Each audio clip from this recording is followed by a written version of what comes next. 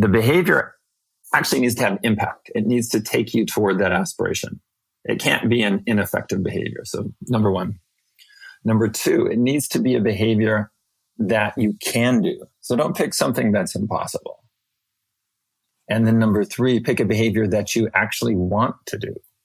So if you can do all three things, that's a good match for you. Too often people match themselves with stuff that might be too hard or that they actually don't really want to do that much. It's like a should. Oh, I should be doing this. That's not a good match. At least part of you needs to want to do the behavior.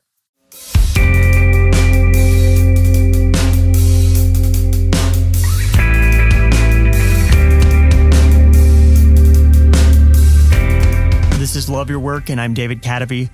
I've spent the past 10 years building my life and work around what I love, and on this show, I share what I'm learning along the way. This time of year, everyone is thinking about who they want to be. Millions of people will make resolutions. Very few will actually keep them. That's because resolutions don't work. You'll have more success in reaching your goals if you build habits instead. BJ Fogg is a behavioral scientist at Stanford University. He specializes in behavior design, which aims to influence people for the better through insights about human behavior. Today, in our conversation, we'll be talking to BJ about building good habits in the new year. Here's some of what we're going to learn.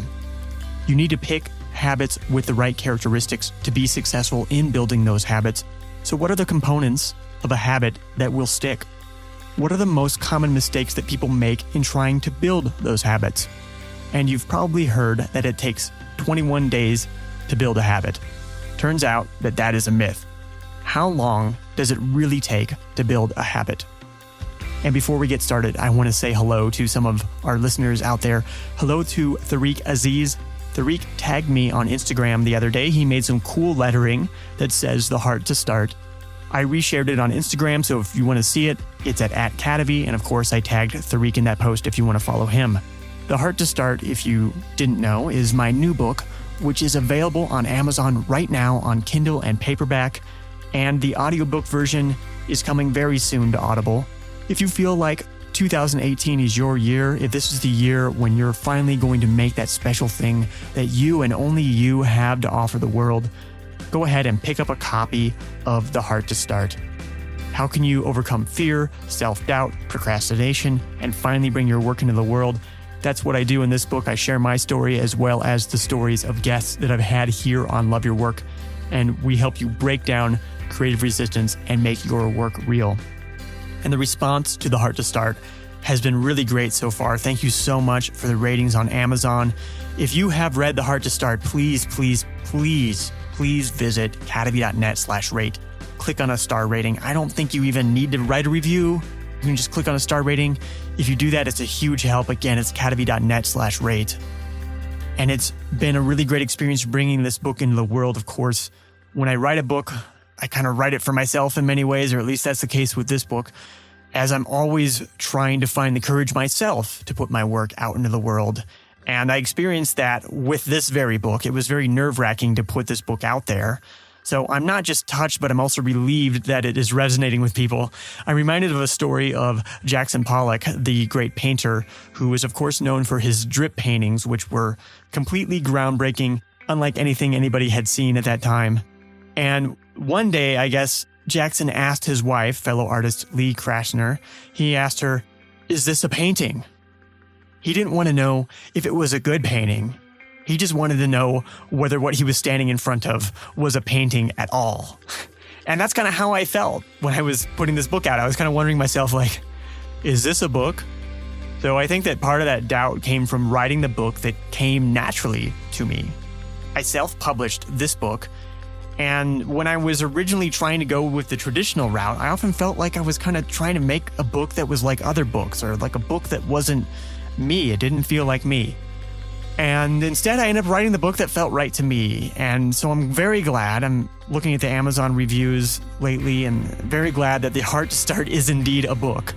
I had a crazy moment a few weeks ago, which is kind of funny, I wanted to tell you about.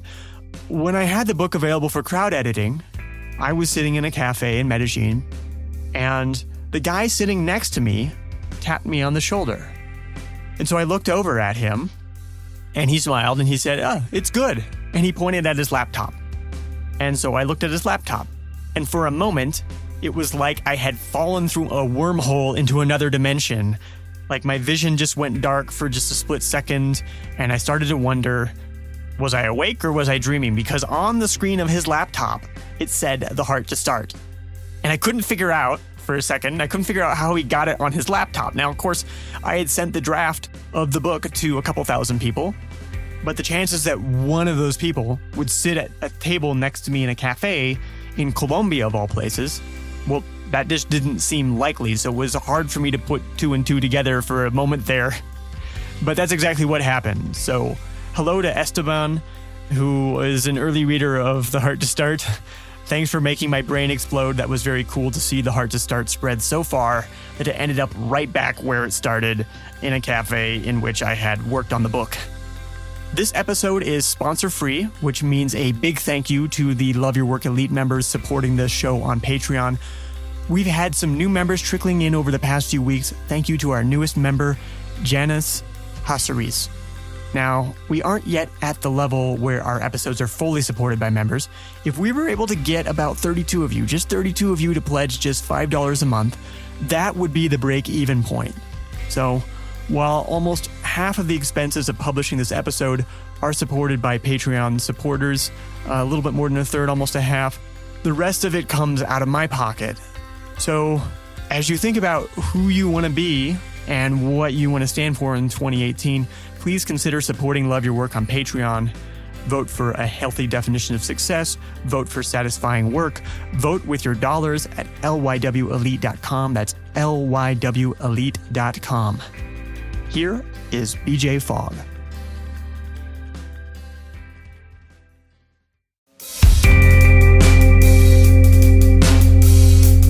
I'm here with BJ Fogg, who is a behavior change and habit building expert from Stanford. And BJ, this is going to be the first episode of 2018. I think a lot of our listeners are going to be having resolutions on their minds. So what should they be thinking of as they are deciding upon resolutions for themselves? David, thanks. Yeah, wow, it's an honor to be top of the season. For whatever reason, we have this tradition, at least in our culture, of improving yourself, starting first of the year and doing resolutions. I've never been a huge fan of that, and as you know, and as people listening to this know, so many of those resolutions don't result in anything except for people feeling like they failed yet again. And at my research lab at Stanford, we don't study resolutions directly per se. We look at behavior and how behavior works. But I can certainly give my opinions about why resolutions are a bad idea and give better ways to change your life. Why do you think that resolutions don't work? I would say first and foremost, the two reasons. One is a motivation one, an issue around motivation, and which is not what people are expecting. So I'm going to talk about that next. But the first reason is, in order to really make something a reality, you have to get down to the specific actions. What's the behavior you're going to do? So I'm using action and behavior synonymously there. So if you want to be more productive, and you just have a resolution, I'll be more productive. That's very, very likely not going to happen until you define exactly what is the behavior or the set of behaviors you're going to do. And they can be framed up as, daily habits or things you do once a week or what have you. But what I found, and this is my research, that specificity helps change behavior. That trying to motivate an abstraction, like be more productive or be more creative in the abstract, does not work very well. That you need to take that abstraction and translate it into something or a set of things that are really specific. So that's reason number one. Reason number two, some people will get to the point of for an hour a day, I'm going to, meditate, or an hour a day, I'm going to brainstorm or be creative or what have you. When people are setting that expectation, they're in a high state of motivation. What they're not accounting for, and this is the second part that I was going to say about motivation, what they're not accounting for is how slippery motivation is as our motivation goes up and down all the time. And, early in the year, or when you're actually motivated to sit down and think about New Year's resolutions, you're in an unusually state. And so I call that motivation wave. So I've named that state motivation wave, and that wave will come down. And we're really bad at accounting for the fact that our motivation is going to sag. And when motivation drops, you can no longer do hard things. Because to do something hard, you have to have a high level of motivation. So that's the other thing that seems to go wrong with this, early in the year and people are super motivated. Yeah, and you were talking about, for whatever reason, we have this thing that happens at the beginning of the year, but it makes sense when you understand motivation, or when you understand the idea of willpower. I know that for myself, I always feel very motivated at the beginning of the year, and I believe part of it is that I've had a lot of rest. I've spent time with family. I'm seeing things completely differently. And I feel like my mental energy is replenished then because of that. So is that that's a great with point. What you know? Well, not what I've studied, because I don't look at that specifically. But that makes sense what you're saying. I think other people would say, oh my gosh, the holidays have exhausted me. I had all these family obligations. Oh, yes. I had to travel, and oh my gosh, let me get back to work so I can get my life back. And so I guess it just depends on what happens during that period of time. Yeah, I guess when it comes to work, let's say it's work related, at least in that case, you've got disconnected from work. But I guess there's also this element of there's the symbolism to it, that it's a new year. Oh, for sure. And that creates that motivation, and that gets people to have kind of an epiphany. Mm-hmm. And then they try to follow through, and eventually, obviously, the gyms are so busy January 1st, but then by February 1st, they're not. Yeah, don't get me wrong. I think it's terrific that in our culture we have an annual, lasts for a few weeks, period of time where people do think about, who do I want to become? How do I change my life? And so on. The problem, as we would both totally agree on, is the way people go about it often doesn't lead to the results or the outcomes that people are hoping for. And you were saying that habits need to be specific. Like, for example, I'm a writer. I used to decide, I want to write more. I was always very resistant to developing any sort of habit around it. But then, in 2016, I actually made a specific habits around writing, saying, okay, I'm going to write at that time 500-word post every morning, first thing. And my word output soared. My writing started showing up in more publications and everything. So that really works. What kind of mistakes do people typically make when they're trying to build a habit? If habits are better for getting the results out of our lives? Well, first of all, congrats to you. I think writing as a habit is one of the hardest. Meditation is a very hard habit to really wire in, and there's a few classic ones like that. So good for you. So you must have done a lot of things right. The things that what you want to do, and David, I don't know if this maps to how you address this, but to look at it systematically. So my work is all about a system. I call it behavior design. And it's a set of models and it's a set of methods. The models that I've created, like the Fogg behavior model or the choice model, and a set of methods. Like models are ways of thinking, methods are ways of doing or designing. And so one model, this is a very simple model that I call Swarm of Bees. Actually, one of my students named it Swarm of Bees, is you have an aspiration, and I put that actually in a little cloud, or an outcome. The aspiration might be, I want to be a more productive writer.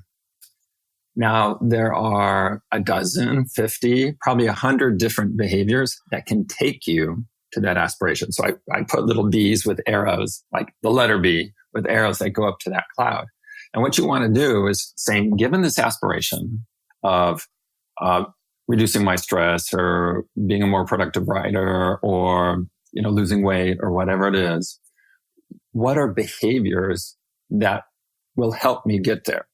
And there's not just one. Okay. And that's part of the point of this model is you have a bunch of bees around this cloud. It's like, oh, there's different behaviors and there's no one perfect behavior. So that's a way of thinking. It's a very simple model, but a powerful one to understand that there's no one magical behavior that everybody has to do. So what you need to do is match yourself with a behavior that's a good one for you or a set of behaviors. When I say good, it has 3 characteristics. But before I go on to that, was the swarm of bees in the cloud, was that clear? Do you think I need to go into that further? There's an aspiration that maps so well to kind of the way that I used to think about things and the way that I do now think about things, but I had different opinions about it before. But I might have an aspiration. It's this nebulous thing. I want to write more. Like there's something about me wanting to write more. There's something important to my identity about writing more. And there's behaviors that will make me meet that aspiration. And it's not just necessarily writing. Yeah, exactly. And they might be one-time behaviors, something you do just once, like purchase a new app or adopt a tool or something like that. It might be behaviors you do for a limited time period. Maybe you train on something for 2 weeks, and other behaviors you would consider habits. So there's different types of, those bees, those behaviors around that aspiration. There are different types, and again, there's no one perfect behavior for you or any other writer. You have to match yourself with a good one. Now, what's up in the cloud, that abstraction of that aspiration or that outcome, you cannot design directly for. And this is where I think resolutions go wrong, is you can't design directly for that abstraction. Like, I want to get more fit, I want to write more, I want to be more creative. You can design for the behavior. Now, so that's why you have to boil it down to behaviors and then match yourself with a behavior, a set of behaviors. And they need to have these characteristics. Number one, the behavior actually needs to have impact. It needs to take you toward that aspiration. It can't be an ineffective behavior. So number one. Number two, it needs to be a behavior that you can do. So don't pick something that's impossible. And then number three, pick a behavior that you actually want to do. So if you can do all 3 things, that's a good match for you. That's the kind of behavior you should say, yep, I can do 500 words. I can do it. I want to do 500 words every morning.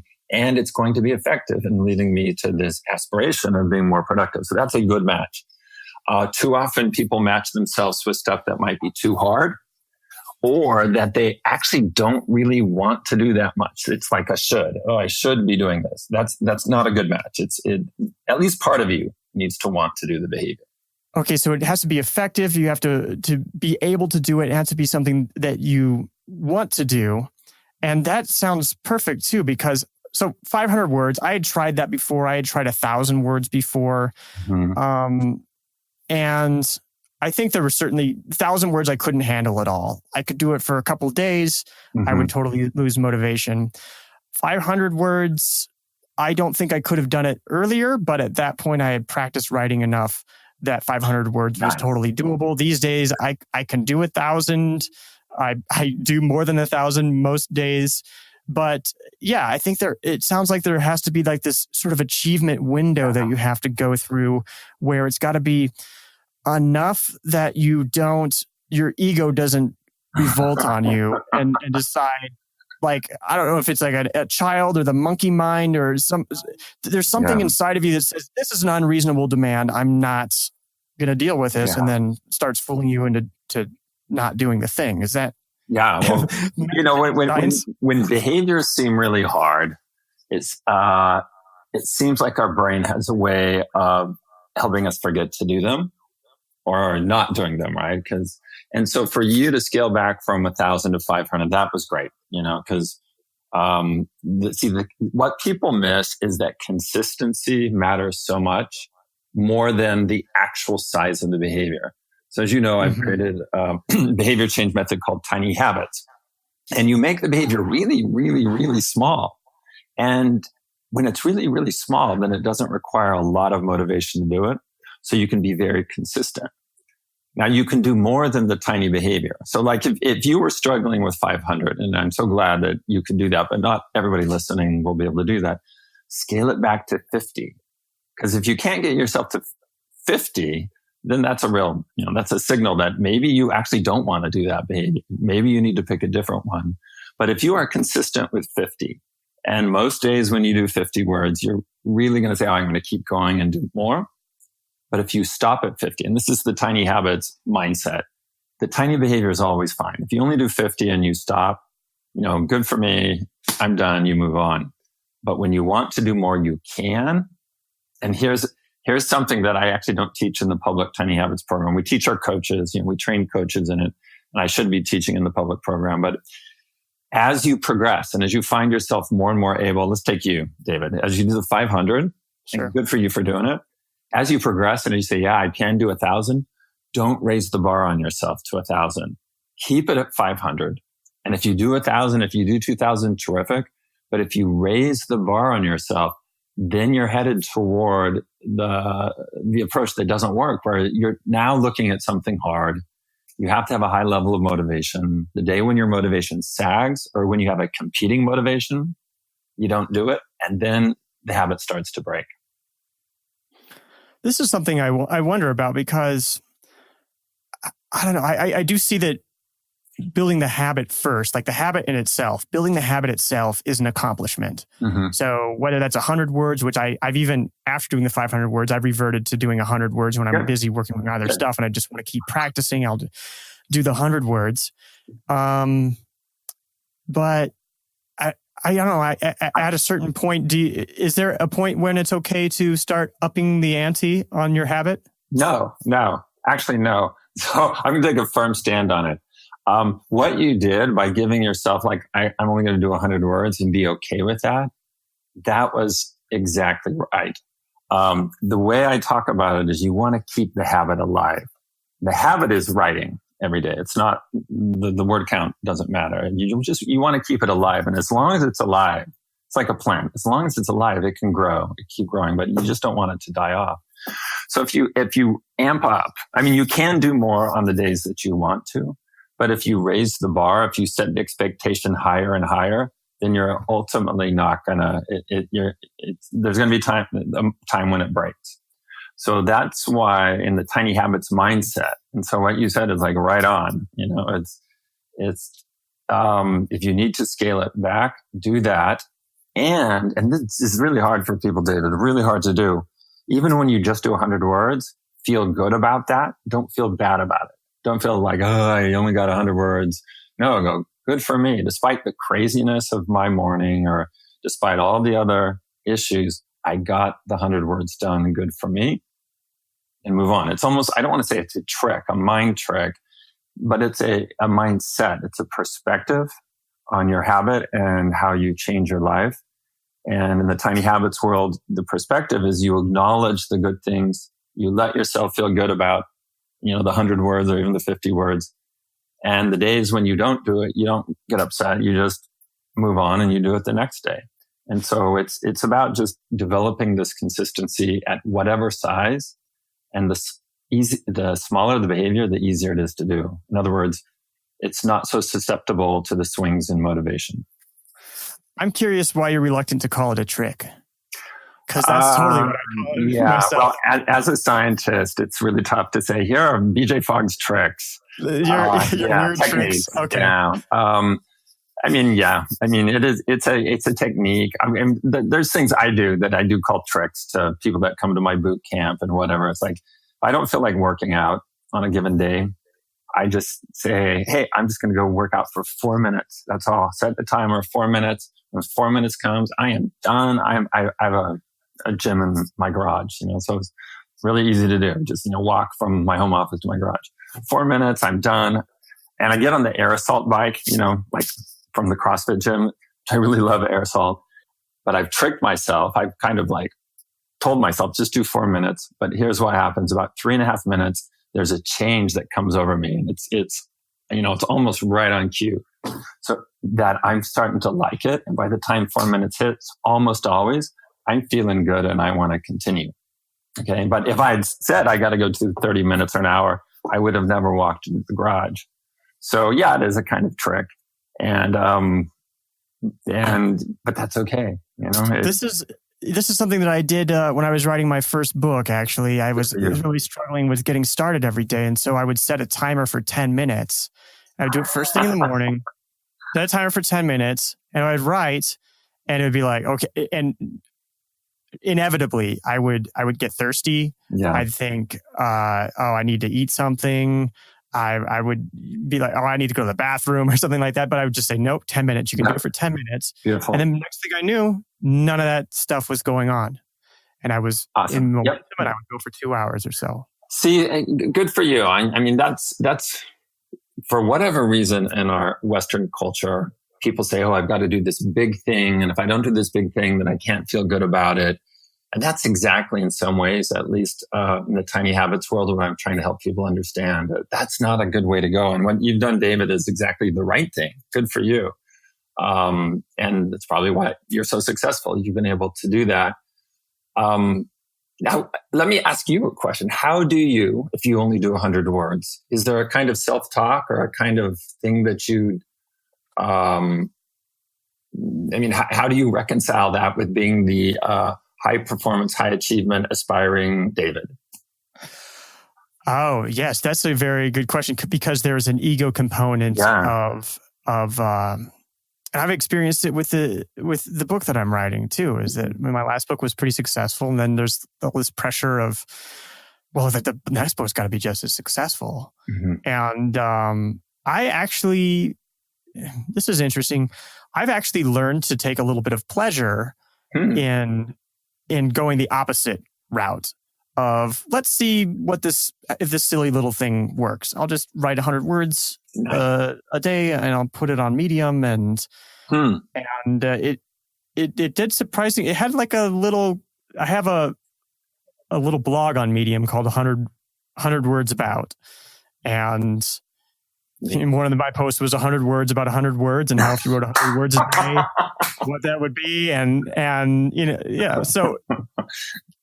And it caught on for a small group of people. So yes, there is the ego bit to go around, but I'm always messing around with that, because that's a big part of being a creator, is getting over your perfectionism. Mm-hmm. Yeah, well, setting a timer is a terrific. I do that mostly for tasks that I don't want to do, like something with accounting or legal, or it's like yeah. It's like, so I usually pick like 7 minutes, because I don't know, because it seems a lot shorter than 10. And what you did with the timer is a great first step. The first step is, in some ways it's setting the timer, but the first segment is that 10 minutes.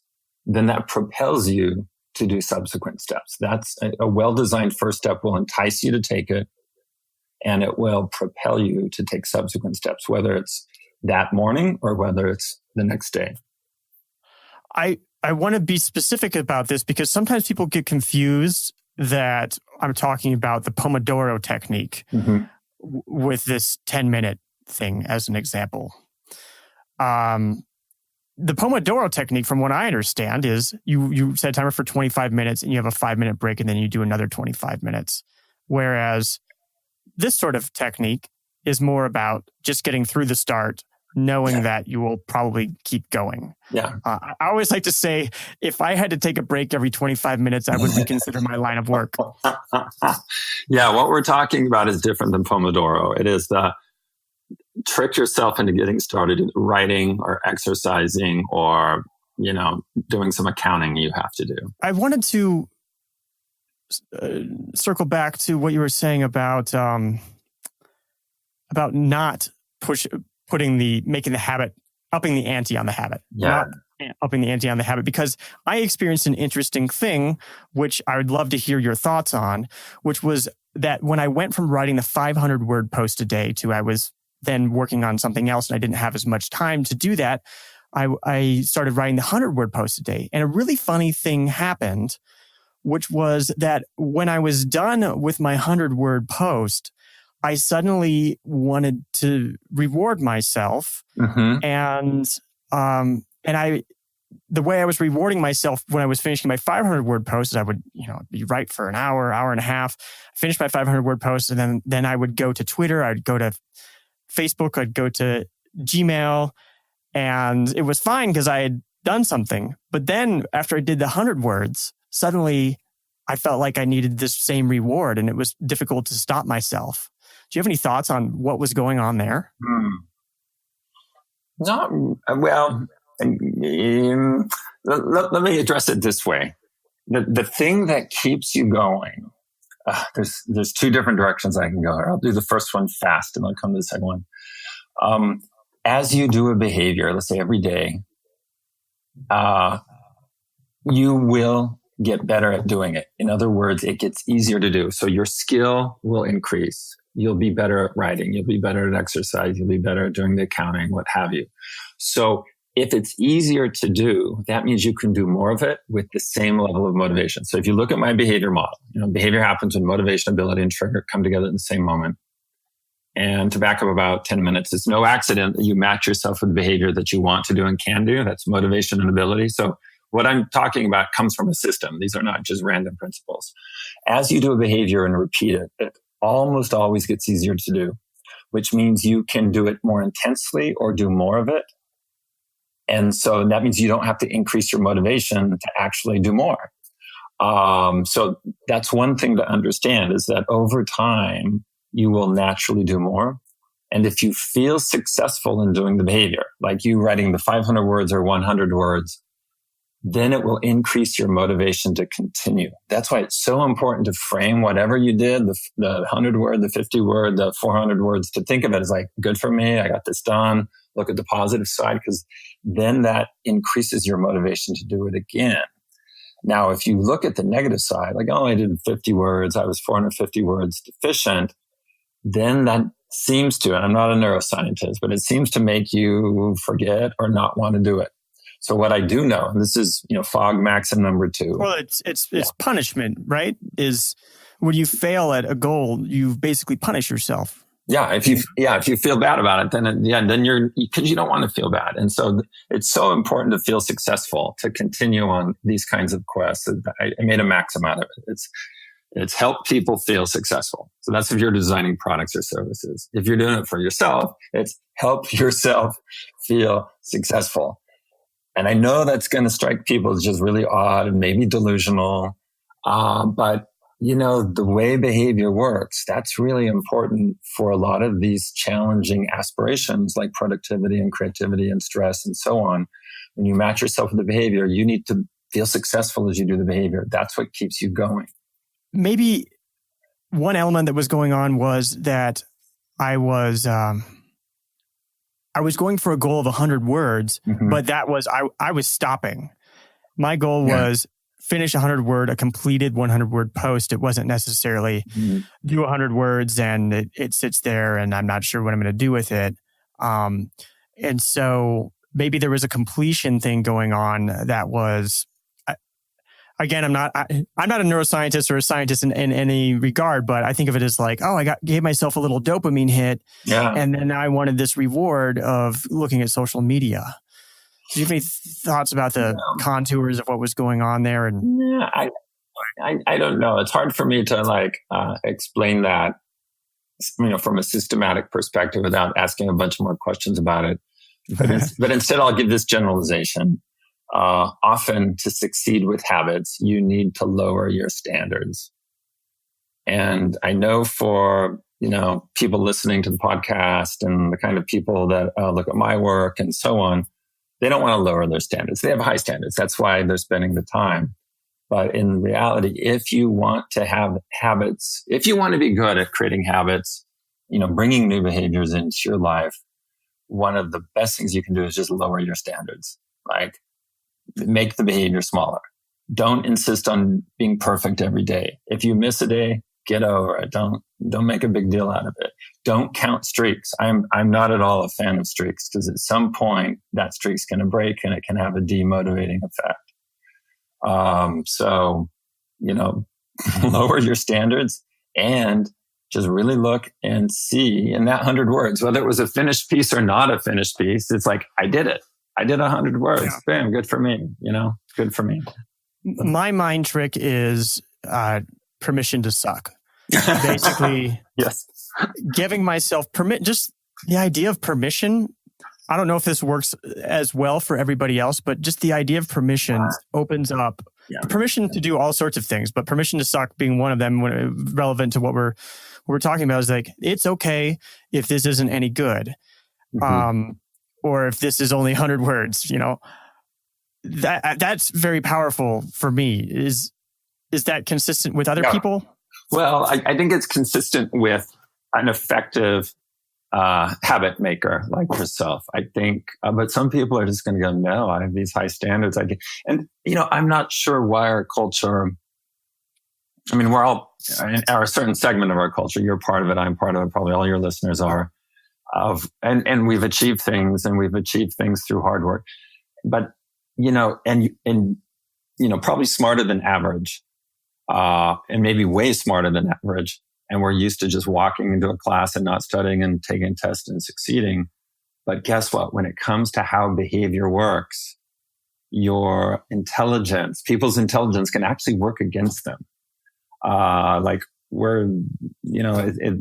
not sure there's a correlation between being super smart and being able to effectively create habits, unless you get outside the kind of the traditional paradigm of, set a goal, track yourself toward the goal, make sure you have a streak, this big thing. I think a lot of those things can be misleading, and as you go through the process, discouraging. So I think what you're talking about and your success on what you've done is unusual, because people don't figure that out. It took me quite a few years, looking at behavior and my own behavior model and creating tiny habits, and then sharing tiny habits with thousands of people. And now I've coached 40,000 people, over 40,000 people myself. I've individually coached through email over 40,000 people. And it's like the patterns are just super clear. What works is very, very apparent.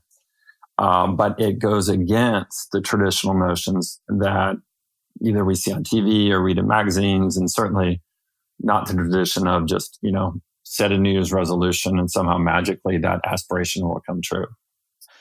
I think this overachievement characteristic, or I'll just go ahead and conflate it with the idea of perfectionism, because it's probably somewhat related. It's interesting, and this might be an uncomfortable thing for people to consider, is that perfectionism is really like thinking of yourself as a perfectionist is a real humble brag, ego stroking thing to think. If you ask job candidates, "Oh, what's your biggest weakness?" They're gonna smirk and say, "Well, I'm a perfectionist." And it feels good to feel that way. And at least I've found as a writer that feeling that way can prevent me from actually doing what's important, which is doing the writing.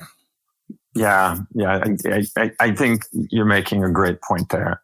And it's almost like in some ways in areas where we don't have a lot of vested interest, that we can make more progress. Yes. Like, for example, I like music, but I know I'm not a very good musician. But I love music. So I'll pick up instruments like ukulele or slide whistle or recorder, and play them consistently, and just enjoy this amateur thing that I'm doing, But if it were an area where my, say, ego is really tied up, or my professional credibility or status, then I can't be as playful. Or, knowing what I know now, it's like, no, just, have fun with it. You're giving this really important keynote, or you're doing this webinar series, just go and be yourself. And if you mess up, hey, that's cool. That's fine. Just, I don't know, just ways of getting beyond that every single time you do something, it's going to affect your professional reputation or your ego or your sense of self. Maybe that's what beginner's mind is. I don't know. I'm not an expert on that, but maybe that just came to mind of maybe that's what it means, is you're willing to just put it out there, and maybe it's not going to be perfect. I experienced something similar with, like I was saying, that I have this writing habit, and I would publish these articles on Medium. And this is going to be sort of a confession to my listeners, I guess, is that people will ask me stuff about Medium and what's your strategy? And I'm like, I just write 500 words every day and I put it up. And here's the confession, which is I don't think of it that seriously.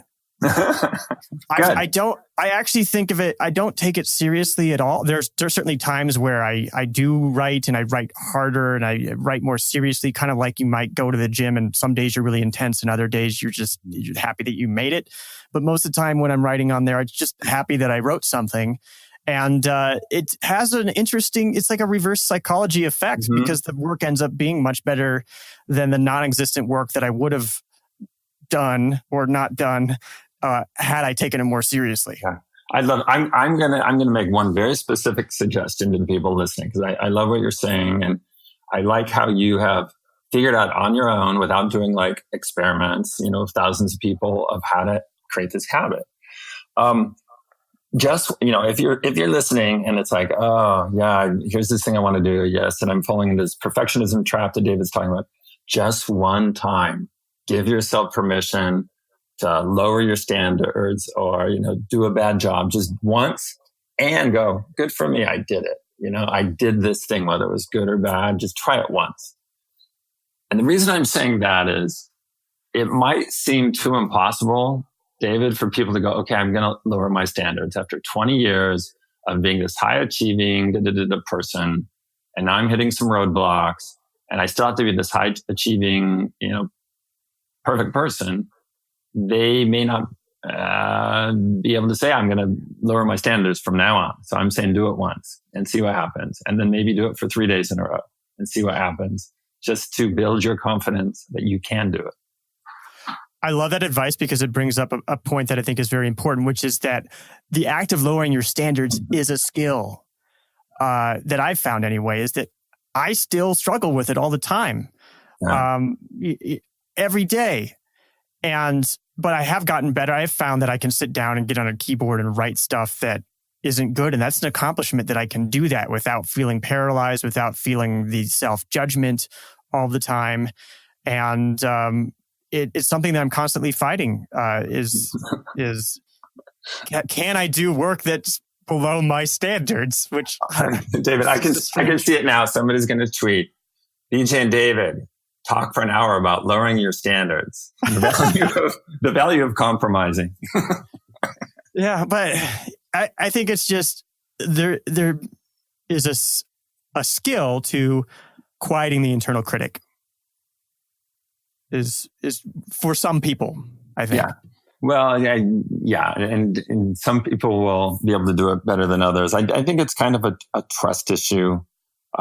This doesn't mean I'm lowering my standards everywhere. It just means to kickstart, to get this, because we're really talking about habits at the end of the day. At least that's what I think we're talking about, is to get that habit going, to get it rooted into your life. And I say rooted after thinking for many years about how habits work. Habits work a lot like plants. And if you think of a habit like a plant, you'll understand that at the beginning, it doesn't matter how much of the plant is above the surface. What you want is the roots to grow and take root. You want the roots firmly planted. Now, the roots are like the automaticity. It's like how reliably do you do the behavior? And it doesn't matter what's above the surface, because once the roots are there, then the part on top can grow. If the part on top grows and the roots aren't there, and just like in a plant, what happens? The plant's not going to survive. So by artificially, saying, oh, I'm going to write for an hour a day and I haven't quite figured out where it fits in my life, where do I put this? In Tiny Habits, we have a method for that. Where does this fit naturally in my life? And so on. And just like, if you planted a new tomato plant, it had an inch of roots, but it was 3 feet tall, that tomato plant is not going to survive. So just really, the process works like that. It's like, how do I get this habit firmly rooted in my life, no matter what the size is? And once that's happening or done or it's growing, then you can increase it if you want. And and that's probably the most powerful metaphor or analogy. You can tell me, David, which one it is, even though I have a couple degrees in English, I don't remember. But thinking of habits like plants is a very powerful and accurate way of thinking about it. Right now, 100 yards from me, they're transplanting palm trees. And I saw them on the side of the road. And so they've got these full-grown palm trees, and they're going to go put them in the earth in this big hole. And it's a huge production. And I think it's going to take a lot of care and feeding to make sure those palm trees survive. Whereas these coconuts that are floating around or just happen to be in the right spot that grow just on their own without a lot of care and feeding. And you can think of big habits in that way. If you want to start with something big and massive, it's like transplanting a big tree, which means it's going to take a lot of effort and energy and a lot of care of feeding. And you may have picked the wrong spot for that habit, or you may not know how to keep it nurtured.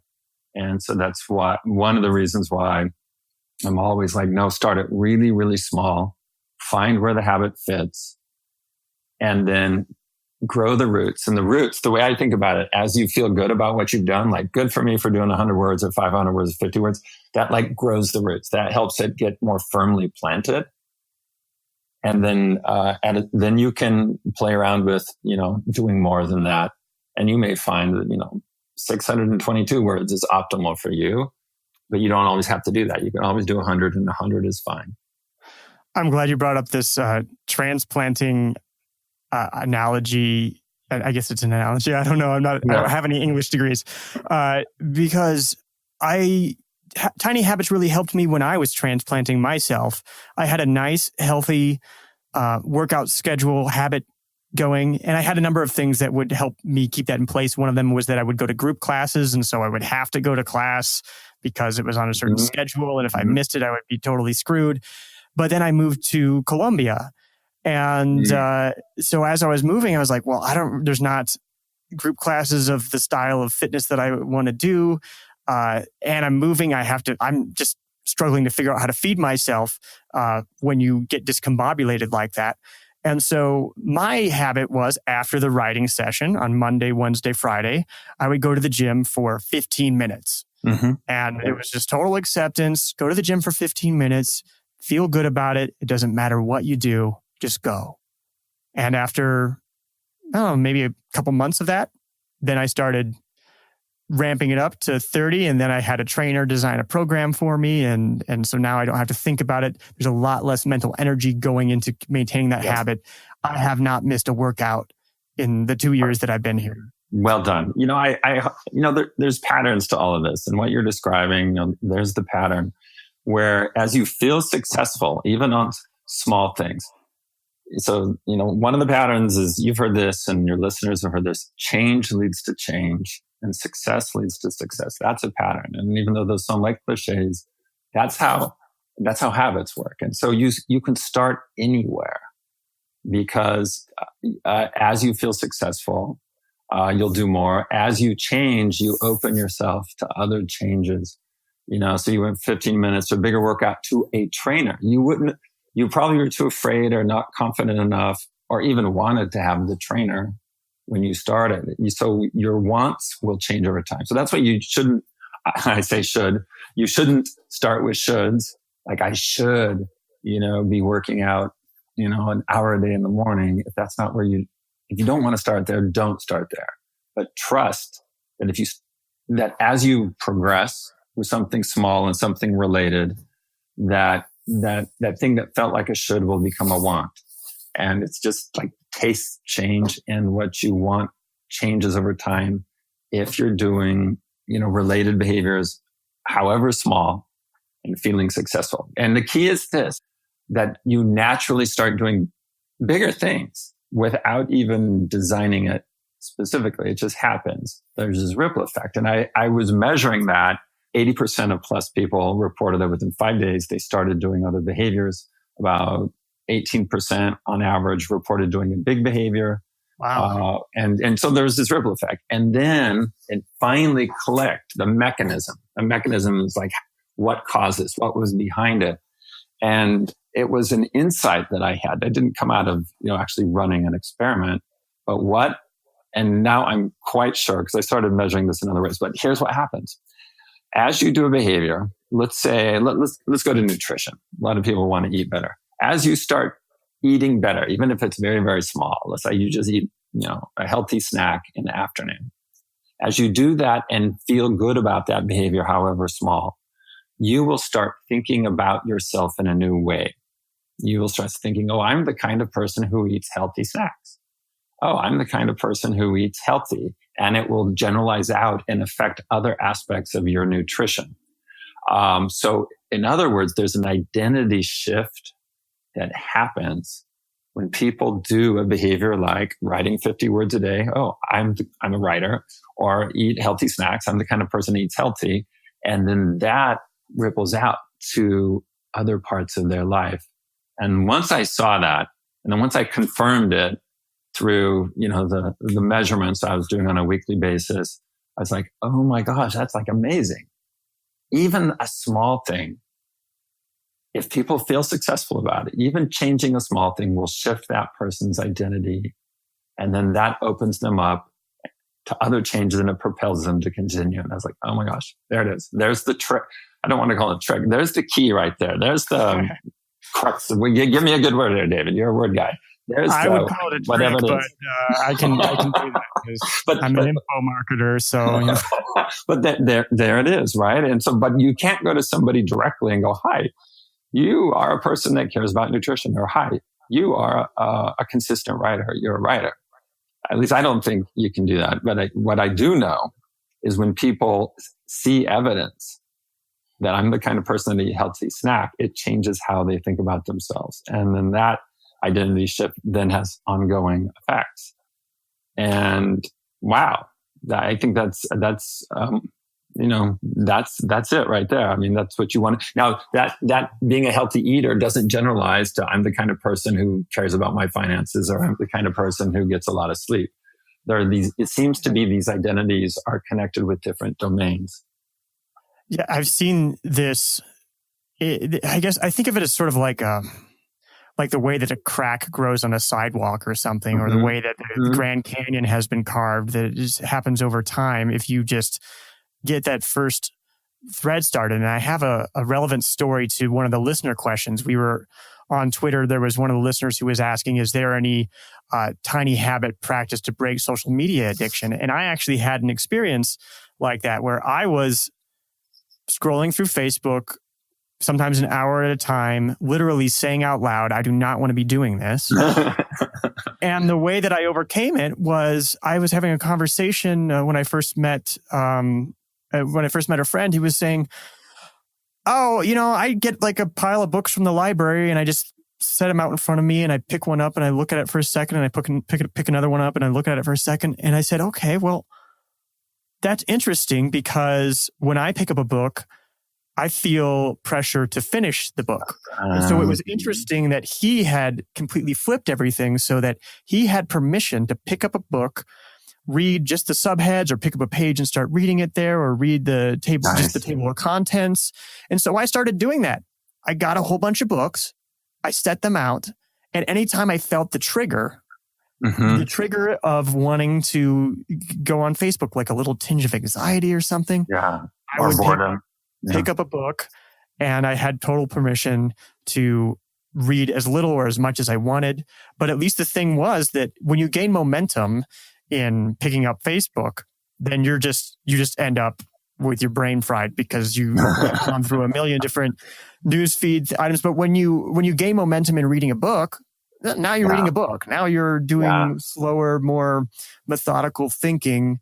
And the design of the artifact that you're interacting with is shaping your behavior.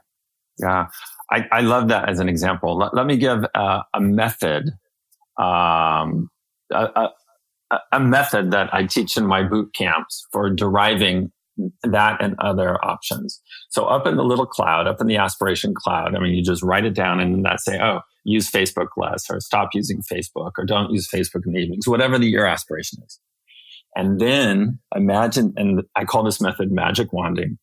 Imagine you have a magic wand and you can get yourself to do any behavior that would lead to using Facebook less. What would you wish for? What would you have yourself do? And write that down. And then you have another wish. Same thing. You can, what else If you get yourself to do anything, well, maybe it's delete Facebook from my phone. Okay, great. What else? So you come up with a whole bunch of different behaviors by thinking, if I could get myself to do anything, what would it be? Have a stack of books and flip through, call my mom, what have you. And so generate 10 to 15 of those behaviors and then choose among those. So in other words, you're looking at a range of options through the magic wanding method. And you can do more than 15. Some people are great at coming up with options. Some people are really kind of slow at it. And then go back and look at those. Some of them are going to be impossible. Some of them you actually don't want to do.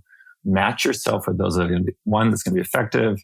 It's easy to do and you actually want to do it, and then put it into practice. So then you can take that and design for it. The Tiny Habits method seems like it's actually especially equipped for breaking things like social media addiction, because I guess it's a relatively new thing that we have technology in our lives, sort of manipulating, for lack of a better word, our motivation. And so something like my book reading thing was just kind of making books more like Facebook, or like making it able to, giving it a fighting chance against these little hits that you get throughout the day. Well, again, I want to say, I want to go two directions with this, but I'll do the short one first and then go into the main direction. Good habits, what we call good habits and what we call bad habits, form in the same way. Like nature or human nature doesn't care whether we consider Facebook is good or bad, or, push-ups good or bad. They start small. They find a place in our lives where they fit well and they can take root. So going more with a plant analogy, some of those are like weeds, right? And so you got to identify, wait, this is becoming a consistent thing. I got to uproot this, or I've got to put something else in its spot. So that's kind of the simpler piece. It's good habits and bad habits forming the same way. The tiny habits, it's really, it's not a random set of principles. It was derived by looking at my own behavior model, motivation, ability, and trigger, and seeing that if it's really easy to do, then it's not going to be so dependent, reliant on motivation. Wow, make it really easy to do. And then there has to be a prompt or a trigger. What can that be? Oh, it's a routine you already have. And so when I say, where does it fit in your life? It's like, what does it come after?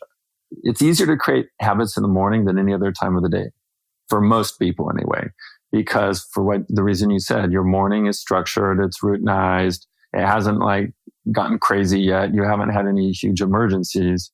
And so, and I saw that actually, I was doing a class in 2000, I want to say 9 or 10 at Stanford on health habits. I had my students make an inventory of all the daily habits that they did. And they had to craft it very carefully and turn it in. And what I saw very clearly was they had a bunch in the morning and they tapered off some in the middle of the day and some in the evening. But the morning was a lot of health habits going on. Now you may think that means that, well, there's no more room for new habits in the morning, but that's not the case. If they are small, if they don't take a lot of time, that's the best place to put a new habit if it doesn't take tons of time, like 50 words or 100 words. How long? Now, 500 words, that's pretty big. And this is why, I'm congratulating on being able to make that work. I know it goes against your advice totally. Well, but yes and no. I mean, it wasn't, you went from 1,000 words down to 500 and so on. How long does that take? At first it was taking me, it wasn't just 500 words, it was to complete a 500 word post, because there was a shipping element to it. So that makes it really complicated and hairy to think about, because we're talking about momentum and such. And so since there was an end to it, it's a little different. But at first it was taking me an hour and a half. Sometimes it was taking me an hour. So that's... Okay, so David, and this is great. And congrats to you. But just so you and I don't mislead people listening to this, if that's the habit that you want, try it. If it doesn't work, scale it way back. Oh, and and I start want to just small. add the caveat that like, this was my job. So as far as I was concerned, this was my job. So it's not like I was... Okay. But there are going to be people... 500 words before I go to work. There are going to be listeners that want to write regularly or do some other thing that they're not their job. Try it. Try the bigger form. And if you get it, awesome, good for you. If you don't beat yourself up that it was a willpower issue or a motivation issue. Just say, okay, I'm going to start smaller. One way I explained it to the people that come to my boot camp, my boot campers, which boot camp's about training and behavior design. Tiny Habits is a very specific method, where boot camp is the broader training umbrella.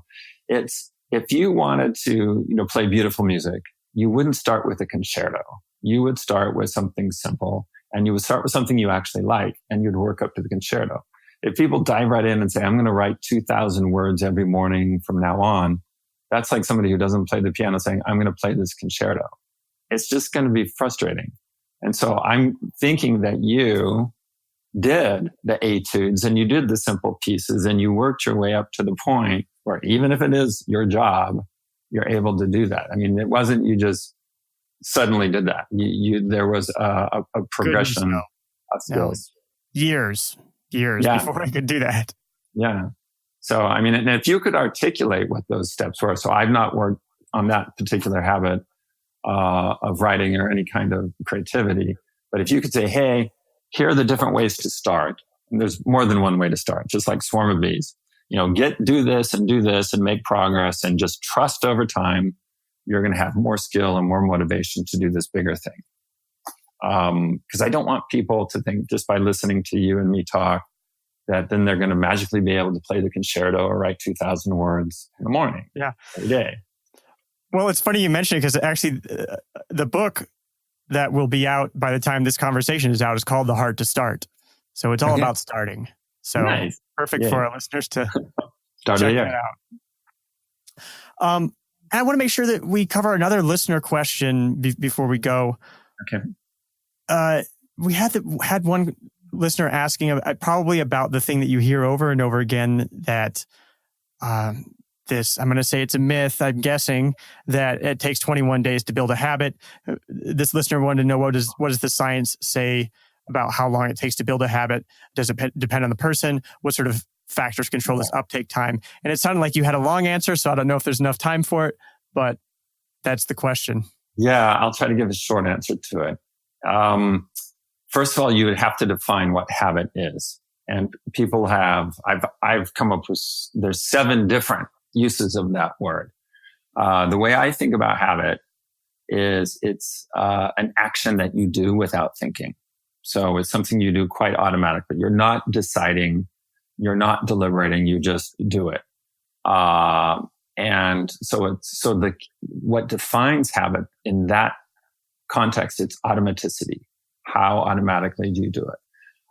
So it's a spectrum. So it's a continuous variable. So when it's defined that way, then those questions about how long does it take to create a habit, I mean, that question assumes that there's a threshold. One day it wasn't a habit and the next day it was. And that's not how it works. Its behaviors will get more automatic and then might be a weak habit and then a strong habit. And then ultimately what I call a reflex, like it's so strong and automatic, you have to put in work to stop it.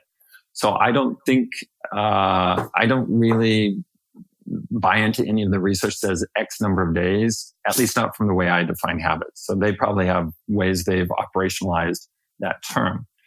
Now, to just kind of put an exclamation point on it, there are some behaviors that you do that once you do it one time, either it will become a habit, like you'll do it again without thinking, or you'll be on your way. Let me give an example. Right now, I'm sitting 10 feet away from a rocking chair that's on a lanai, which is a patio.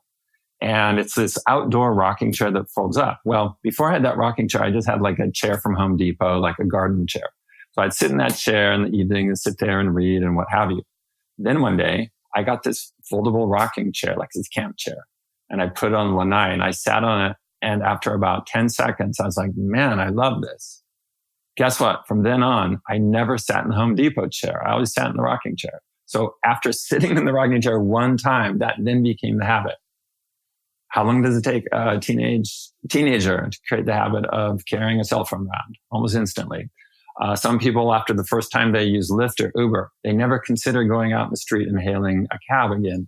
So look at habit as a function of automaticity. And what you're really trying to do is for like writing or going to the gym or doing push-ups, is how do I get myself to do this without deciding? If you're deciding yes, no, go to the gym, it's not a very strong habit. Now that's not necessarily bad. Right now in my life, has been so varied. There's never been a consistent time in my day when I can go work out. So every day I am deciding, when am I working out? So it's not a habit, but I do it every day. It's a very reliable behavior, and that's okay. Okay. So I think we might get tangled up in the word habit a little too much. Maybe somebody writes 500 words every day, and maybe they don't do it automatically, but they do it reliably. And that's okay. Sometimes our lives work like that. Thank you so much, BJ, for coming on and talking about habit building. So it sounds like for 2018, if people want to build habits, it's probably going to work better than a resolution. They should start very small, make it something that is attached to some sort of anchor, some sort of other thing that's going on in their life, and go ahead and use the momentum. Is there anything you would add to that? In a nutshell, that's great advice. And there's a lot more online that you can discover from me and others. But yeah, bjfogg.com or tinyhabits.com. And I have a whole set of videos coming out. In fact, right now in the new year, I have a video series on habits. So check those out. Great. Thank you so much, BJ. David, great to talk to you. It's a blast. Thanks again.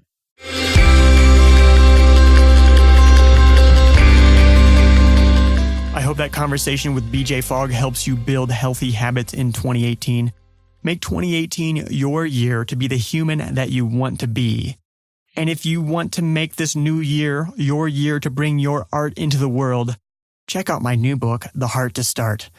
I believe that you have something special to offer the world, and this book will give you the inspiration and motivation to make that thing real. Buy The Heart to Start on Amazon at kadavy.net/heart.